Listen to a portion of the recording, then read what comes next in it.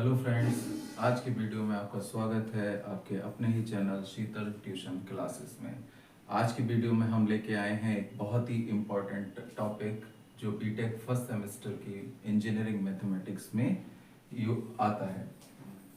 Function, इस topic का नाम है होमोजीनियस फंक्शन।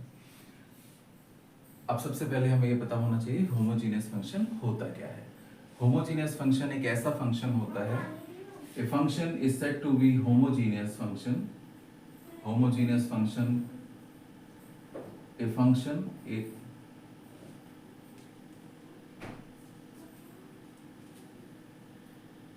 तो आज हम पढ़ेंगे आज के वीडियो में होमोजीनियस फंक्शन के बारे में। होमोजीनियस फंक्शन एक बहुत ही इम्पॉर्टेंट टॉपिक है जो कि बीटेक फर्स्ट ईयर की इंजीनियरिंग मैथमेटिक्स में पूछा जाता है। जनरली सारे क्वेश्चन पेपर्स में, सभी यूनिवर्सिटीज़ में ये क्वेश्चन जरूर पूछा जाता है होमोजीनियस फंक्शन से रिलेटेड। तो आज हम देखेंगे, इसकी डेफिनेशन मैंने पीछे लिख रखी है। Homogeneous function, a function is said to be homogeneous, कोई भी एक फंक्शन होमोजीनियस फंक्शन कहलाता है इन विच, जिसमें the powers of each term is the same, प्रत्येक टर्म की जो पावर्स हों वो सेम हो। जैसे suppose z equal to function of x y, ये कोई फंक्शन है और जो इस फॉर्म में है। Suppose z is equal to f x y कोई फंक्शन है, मतलब z एक फंक्शन ऑफ एक्स वाई है जिसमें x और y दो इंडिपेंडेंट वेरिएबल है और ये इस फॉर्म में है a nought x to the power n, इसमें a नॉट क्या है, कांस्टेंट है, प्लस a1 x की power n minus one into y plus a2 x की power n minus two into y square and so on an y की power n। ठीक है, इसमें हम देखें कि इसकी प्रत्येक टर्म, अब ये कह रहा है कि एक ऐसा फंक्शन होमोजीनियस फंक्शन कहलाता है जिसमें the powers of each term, प्रत्येक टर्म की जो पावर हो वो सेम हो। इसमें देखें कि इस टर्म की पावर जो है वो x की पावर n है, n इसकी पावर हो गई। इसमें देखें ये दोनों मिला के ये हो गया n minus one plus one, that is n, ये भी इसके बराबर है। इसमें देख लें x की पावर n माइनस टू और ये y स्क्वायर है तो n minus two plus two, ये भी n हो गई, इसी के बराबर है। और n लास्ट में y की पावर n, x की पावर कुछ भी नहीं है। तो प्रत्येक टर्म की जो पावर्स हैं वो सेम है, तो ऐसे फंक्शन, ऐसा z कहलाता है होमोजीनियस फंक्शन। इसको स्टैंडर्ड नोटेशन जो होता है वो क्या होता है इसका, इसमें से x to the power n हम कॉमन ले लें, ये बना a nought plus a1 y upon x, क्योंकि x की पावर n बाहर आ गया, n माइनस वन में से n बाहर आ गया तो बचा x की पावर माइनस वन जो मैंने नीचे लिख दिया है, plus a2 y upon x की पावर 2, x की पावर n बाहर आ गया तो क्या बचा, x की पावर माइनस टू जो नीचे चला गया, plus dot dot dot plus an y upon x की पावर n, क्योंकि यहाँ पे x की पावर n नहीं है तो x की पावर n जब बाहर आएगा तो x की पावर n से इसमें डिवाइड हो जाएगा। इसको लिख सकते हैं x की पावर n, यहाँ देखिए y अपॉन x की पावर जीरो है, इसको ऐसे लिख सकते हैं a not y upon x की पावर जीरो। ये पावर जीरो होने का मतलब हो गया कि इस फंक्शन की वैल्यू जो है वो वन है। तो ये देखो function of y upon x है, इसमें सब जगह y अपॉन x है, y अपॉन x की power zero, y upon x की power one, y upon x की power two, y upon x की पावर n, और ये सब a not, a1, a2, an सब क्या है, कांस्टेंट है। तो इसको हम ऐसे लिख सकते हैं x की power n and the function of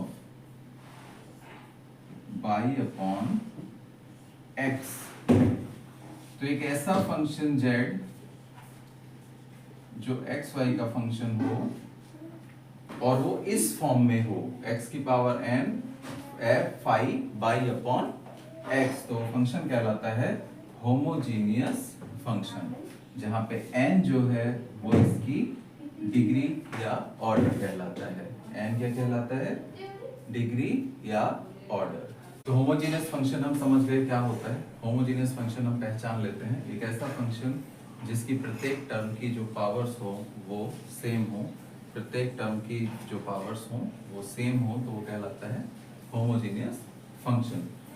अब होमोजीनियस फंक्शन से रिलेटेड एक थ्योरम दी आयलर्स ने, जिसका यूज करके मोस्टली क्वेश्चंस को हम लोग करते हैं, और ये क्वेश्चन हमारे डिफरेंशिएशन को इजी बनाने के काम आते हैं। तो आयलर्स थ्योरम जो थी उसका स्टेटमेंट है, if z is a homogeneous function, तो z एक होमोजीनियस फंक्शन है जो अभी मैंने आपको बताया, of x and y of order n। z क्या दिया है? एक होमोजीनियस फंक्शन दिया है ऑर्डर n का x और y में। Then x del z upon del x plus y del z upon del y is equal to होता है nz।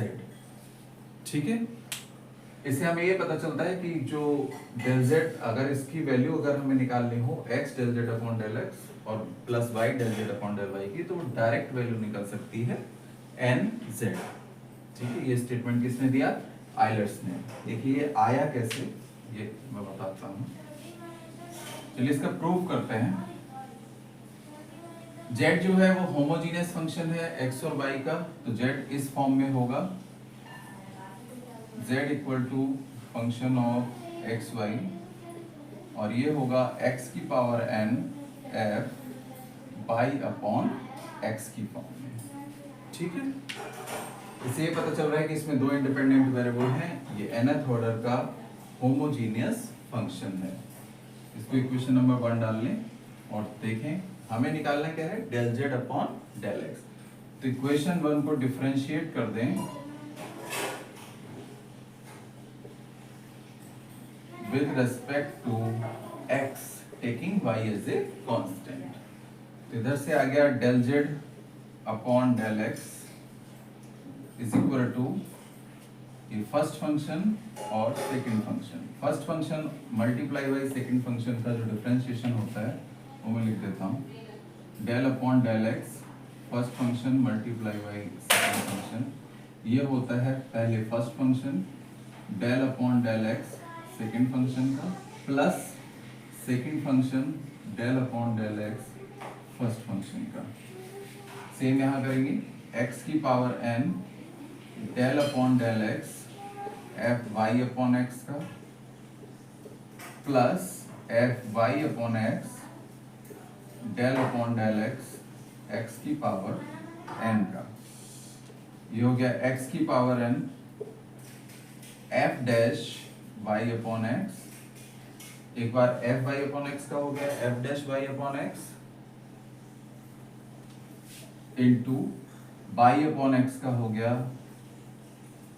Minus y upon x square, क्योंकि y तो कांस्टेंट हो गया, और 1 अपॉन x का हो गया minus 1 upon x square, plus f y upon x into x की पावर n का डिफरेंशिएशन हो गया n x की power n minus 1।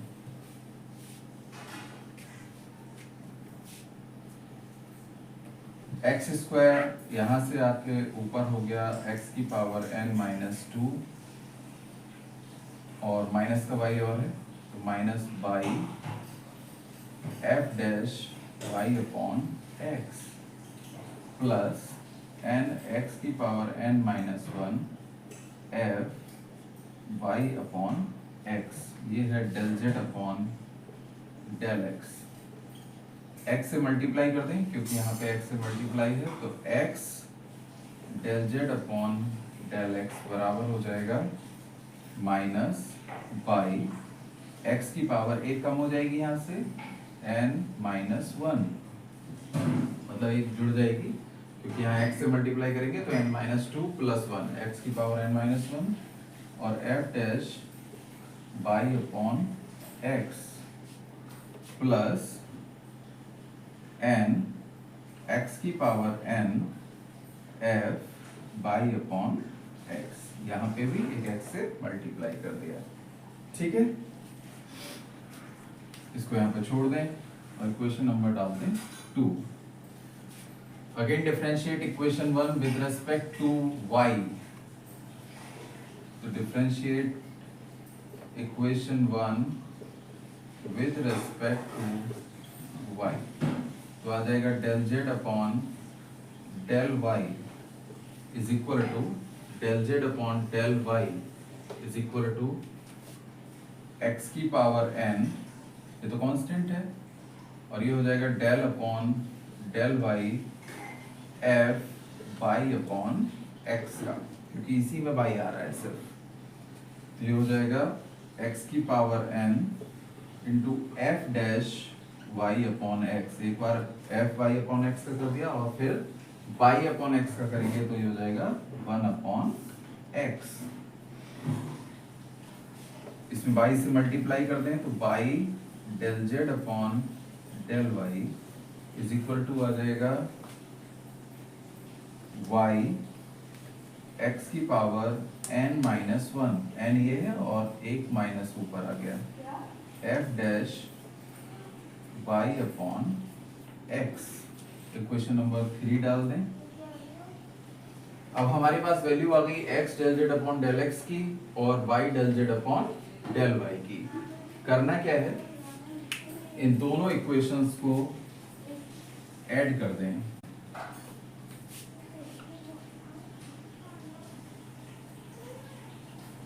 Adding equation 2 and 3, value क्या आएगी।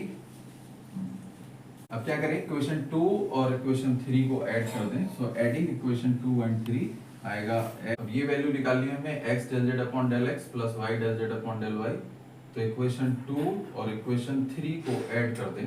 सो एडिंग इक्वेशन 2 एंड इक्वेशन 3 हमारे पास आएगा x del z upon del x plus y del z upon del y equal to x del z upon del x plus y del z upon del y equal to, देखें ध्यान से, by x की power n minus 1 f dash y upon x ये plus का है, और by x की power n minus 1 f ten y upon x f dash y upon x ये माइनस का है। ये आपस में कैंसिल हो जाएंगे, हमारे पास बचेगा n x की power n f y upon x, और ये हो जाएगा n, और x की power n f y upon x क्या था, इक्वेशन नंबर 1 से देखें, x की power n f y upon x था z। तो हमारे पास आ गया x del z upon del x plus y del z upon del y is equal to n z। तो इस तरह से हम कर लेंगे आयलर्स थ्योरम, और आयलर्स थ्योरम का यूज करके हम बहुत सारे क्वेश्चंस कर सकते हैं, जिनमें से, तो इस तरह से हमने देखा इसमें आयलर्स थ्योरम का प्रूफ, और इससे रिलेटेड क्वेश्चंस करते हैं हम अगले वीडियो में। इस वीडियो में बस इतना ही। Thank you.